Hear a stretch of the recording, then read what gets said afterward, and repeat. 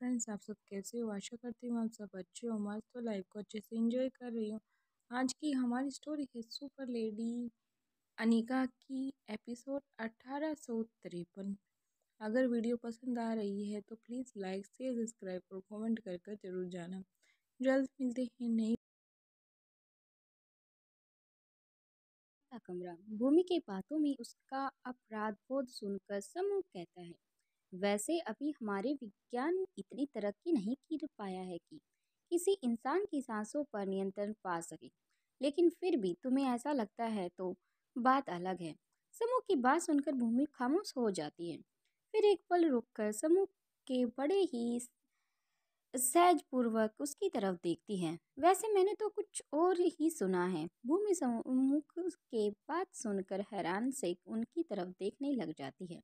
सम्मुख अपनी बात को और स्पष्ट करते हुए कहता है, जहाँ तक मैं जानता हूँ मेरे भाई की जान ऑन ड्यूटी गई थी। ऑन ड्यूटी मौत नहीं होती, वह तो देश के लिए कुर्बानी हो दी है। सब वो शहीद हुआ है, उसने अपने लिए यह शहीदी जीवन चुना। अगर तुम्हारी जगह उसका कोई दूसरा साथी भी होता तो शायद वो भी यही करता। उस देशभक्त को हमेशा से ही अपने देश के लिए कुछ कर गुजरने का जुनून था, और जब उसे ऐसा मौका मिला तो वो अपनी जिंदगी का मकसद पूरा कर लेना चाहता था। इसमें तुम्हारी या किसी और की कोई गलती नहीं है। किसी और को दोष या ब्लेम मत करो। उसके बलिदान को ऐसे बिना बात की बतंगड़ बनाकर ऐसे मत उड़ाओ। इतना ही नहीं, वह बहुत खुशनसीब था जिसे अपनी मर्जी के हिसाब से जिंदगी और मौत दोनों को जीने का मौका मिला। भूमि के क्वेश्चन चिन्ह लगाते हुए कहती है, क्या खुशनसीब? फिर एक पल रुककर आगे कहती है, हाँ भूमि, मौत को छोड़ो, लोग अपने हिसाब से जी भी नहीं पाते। और समूह की बात तो पूरी हो जाने के बाद एक बार फिर कमरे में खामोशी छा जाती। भूमि के बातों में उसका अपराध बोध सुनकर समूह कहता है, वैसे अभी हमारे विज्ञान ने इतनी तरक्की नहीं की कर पाया है कि किसी इंसान के सांसों पर नियंत्रण पा सके, लेकिन फिर भी तुम्हें ऐसा लगता है तो बात अलग है। समूह की बात सुनकर भी भूमि खामोश रह जाती है। फिर एक पल रुककर समूह के बड़े ही तरफ ध्यान से देखती है। वैसे मैंने तो कुछ और ही सुना है। भूमि समूह के बात सुनकर हैरानी से की तरफ उसकी तरफ देखती है। समूह अपनी बात को और स्पष्ट करते हुए आगे कहता है, जहाँ तक मैं जानता हूँ मेरे भाई ने ऑन ड्यूटी अपनी जान गई है तो वो जान नहीं बल्कि अपने देश के लिए शहीद हुआ है। उसने अपने लिए ये शहीदी खुद चुनी है। अगर तुम्हारी जगह उसका कोई भी दूसरा साथी होता तो शायद वो भी यही करता। उस देशभक्त को हमेशा से ही अपने देश के लिए कुछ गुजरने का जुनून था, और जब उसे ऐसा अच्छा मौका मिला तो कैसे उसे अपने हाथों से जाने दे सकता था। इसमें तुम्हारी या किसी और की कोई गलती नहीं है। किसी और को दोष देना, ब्लेम देना बंद करो। इतना ही नहीं, वह बहुत खुशनसीब था जिसे अपनी मर्जी के हिसाब से जिंदगी और मौत दोनों को जीने का मौका मिला। भूमि क्वेश्चन सीन लगाते हुए कहती है, क्या खुशनसीब? फिर एक पल रुककर आगे कहता है, हाँ भूमि, मौत तो छोड़ो, लोग अपने हिसाब से जी भी नहीं पाते। और समूह की बात पूरी हो जाने के बाद फिर कमरे में खामोशी छा जाती है। फिर इस खामोशी को तोड़ते हुए भूमि कहती है, क्या तुम जानते हो कि कौटिल्य कौन है? इस पर समूह कहता है, क्या तुम्हें सच में लगता है कि मुझे नहीं पता कि कौटिल्य कौन है? समूह की बात पर भूमि हैरान हो जाती है और एक टक होकर समूह की तरफ ही देखने लग जाती है। अब समूह आगे कहता है, सिर्फ तुम इस बात को मानने के लिए तैयार ही नहीं हो। कौटिल्य की गलती इतनी बड़ी नहीं थी कि तुम अब तक भी उसे माफ नहीं कर पाई हो। सभी इस बात को स्वीकार कर चुके हैं। अब भूमि समूह को बीच में ही रोकते हुए कहती है, एक मिनट रुको, कुछ समझी नहीं मैं। सभी माफ कर चुके का मतलब? तो दूसरा ये बताओ कि कौटिल्य कौन है? क्या जानते हो तुम उसके बारे में? अब समूह मुस्कुराते हुए कहता है, और अपनी जगह से उठ खड़ा होता है और अपने एक हाथ से दूसरे हाथ को रगड़ते हुए सीधा खड़ा हो जाता है।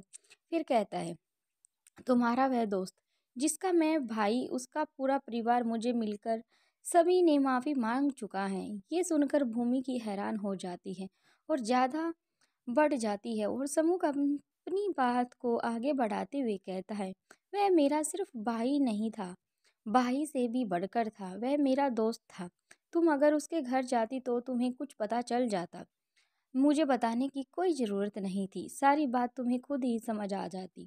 लेकिन मैं चाहता हूँ कि तुम खुद जाओ और खुद सब कुछ देखो, पता करो कि भूमि कुछ कहना चाहती है। लेकिन सम्मुख अपने एक हाथ को आगे करते हुए भूमि को रोक देता है। फिर कहता है, पहले एक बार मुझे मेरी बात पूरी करने दो। कौटिल्य कौन है? ये पता लगाना ऑफिसर भूमिका के लिए कोई मुश्किल काम नहीं है। इसे एक टास्क की तरह समझो। पता करो कि कौटिल्य कौन है। थोड़ा ऑफिस भूमि मारवा की तरफ सोचेगी तो आसानी से इस केस को सोल्व कर पाएगी और उसकी तहकीकात करने के बाद वह उसकी जड़ तक पहुंच जाएगी। अब समूह की बात सुनकर जहां भूमि गहरी सोच में चली जाती है तो तभी समूह मुस्कुराते हुए आगे बढ़ता है और भूमि के सिर पर हाथ रगड़कर उसके बालों को हिलाते हुए उन्हें खराब कर देता है और फिर कहता है, बस मुझे इतनी ही बात करनी थी, अब तुम सो जाओ, बाकी बातें सुबह मिलकर करेंगे। ये कहकर बिना एक पल रुके सम्मुख वहां से चला जाता है। भूमि दांत बीच कर कस कर बड़बड़ाने लग जाती है और हाथ पैरों को झटकने लग जाती है। धीरे धीरे वह अपनी बेड की तरफ सरक जाती है। तुमने आज फिर मेरे बाल खराब कर दिए ना? क्या ये सब सुनकर अब मुझे नींद आएगी? समूह के चले जाने के बाद काफ़ी देर तक भूमि आराम से अपने कमरे में इधर उधर टहलती रहती है, लेकिन उसे नींद नहीं आती। कभी बिस्तर पर लेटती तो कभी उठ जाती और फिर आराम से इधर उधर घूमने लग जाती। काफ़ी देर तक भूमि ये सब करती रहती है और वह थक हाकर आराम से बैठ जाती है। फिर आराम से लेट जाती है। नींद आ जाएगी। काफ़ी वक्त बीत जाने के बाद भी भूमि को नींद नहीं आई, लेकिन उसके फ़ोन पर एक मैसेज आता है। भूमि मैसेज की आवाज़ सुनकर फ़ोन उठाती है। ये और किसी का नहीं बल्कि कौटिल्य का ही मैसेज था। कौटिल्य का मैसेज देखकर पहले वह थोड़ी हैरान होती है। क्या वह अब तक सोया नहीं है? फिर उसे ख्याल आता है कि सम्मुख मेरे कमरे से निकलने के बाद कौटिल्य के पास पहुंच गया होगा। फिर अपने सिर पर अपने हाथ से टपली देते हुए कहती है, इतना सोचने की जगह मैसेज करके ही पढ़ो, क्या लिखा है। वह मैसेज पढ़ती है और मैसेज पढ़ते ही उसके चेहरे के हाव भाव ही बदल जाते हैं। बिना एक पल के देरी के वह झट से एक चेयर के बैक रेस्ट करके आराम से बैठ जाती है और फिर कमरे के बाहर निकल जाती है। दूसरी तरफ श्वेता भी काफ़ी परेशान लग रही थी, क्योंकि जब से उसे ये लक्ष्य के बारे में पता चला था तब से वो काफ़ी परेशान थी। वह कई बार लक्ष्य को मैसेज कर चुकी थी, लेकिन अभी तक लक्ष्य की फैमिली की तरफ से कोई भी रिप्लाई नहीं आया। एक बार जब लक्ष्य की मोम ने फ़ोन उठाया था, लेकिन उसने भी इतना कोई बात नहीं की, बीच में ही फ़ोन कट कर दिया था। अब श्वेता काफ़ी परेशान थी। वो भी थक हार कर अब अपनी फार्मेसी दिल्ली की में चली जाती है। शाम का वक्त था, लेकिन उसका मन नहीं लग रहा था काम में। तभी किशन मामा आते हैं और श्वेता को घर ले जाने के लिए बोलते हैं, लेकिन श्वेता मना कर देती है, कहती है कि मुझे कुछ ज़्यादा ज़रूरी काम है, इसलिए डैड आप जाओ। लेकिन किशन कहता है कि मैं अभी यहीं पर बैठ जाता हूँ। उसके बाद किशन मामा आराम से वहीं पर बैठ जाते हैं और श्वेता काम करने लग जाती है। थक हार कर अब श्वेता को लगता है कि पापा यहाँ पर बैठे बैठे बोर हो गए होंगे, मुझे इनके साथ घर पर ही चलना चाहिए। श्वेता खड़ी होती है और आराम से उनके साथ गाड़ी में बैठकर घर की तरफ चली जाती है। बाकी का नेक्स्ट एपिसोड में।